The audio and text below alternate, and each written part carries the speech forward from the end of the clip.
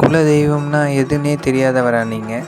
அப்படின்னா உடனே உங்கள் குலதெய்வம் எதுன்னு தெரிஞ்சுக்கிட்டு அதனுடைய வழிபாட்டை உடனே தொடங்குங்க. நீங்கள் எந்த சாமியை வேண்டுமானாலும் கும்பிடலாம், ஆனால் குலதெய்வம் அருளின்றி எதுவும் நடக்காது. குலதெய்வத்தை வணங்கிவிட்டு தான் மற்ற எல்லா தெய்வங்களையும் நாம் வணங்கணும்.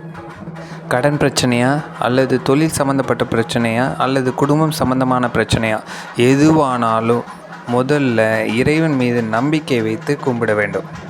ஒரு குடும்பத்துக்கு தாய் தந்தை எந்த அளவு முக்கியமோ அதுபோல தான் ஒரு குடும்பத்துக்கு குலதெய்வம் அப்படின்றது ரொம்ப ரொம்ப முக்கியம். குலதெய்வத்தை மட்டும் நீங்கள் மகிழ்ச்சி படுத்திட்டீங்க அப்படின்னா உங்கள் வாழ்க்கையில் நிச்சயம் மகிழ்ச்சியாக தாங்க இருப்பீங்க. குலதெய்வத்தை நீங்கள் கும்பிடும்போது குலதெய்வ சாமி மேலே நம்பிக்கை வச்சு கும்பிடுங்க. முதல்ல என் குடும்பம் இனி மகிழ்ச்சியாக இருக்கணும், என் தொழிலில் இனி முன்னேற்றம் கிடைக்கணும், என் பொண்ணுக்கு நல்ல வரன் கிடைக்கணும் அப்படின்னு குலதெய்வத்திடம் முறையிட்டு உங்களுடைய வேண்டுதலை வைங்க. நிச்சயம் உங்களுடைய வாழ்க்கையில் மிகப்பெரிய மாற்றங்கள் நடக்குங்க. நீங்கள் குலதெய்வத்து மேலே வைக்கக்கூடிய அந்த நம்பிக்கை மேலே ஒரு சிறிதளவும் சந்தேகம் வரக்கூடாது.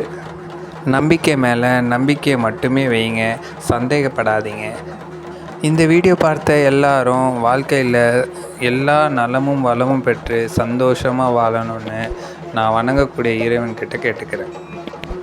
லைக் பண்ணுங்கள், சப்ஸ்கிரைப் பண்ணுங்கள், ஷேர் பண்ணுங்கள் ப்ளீஸ்.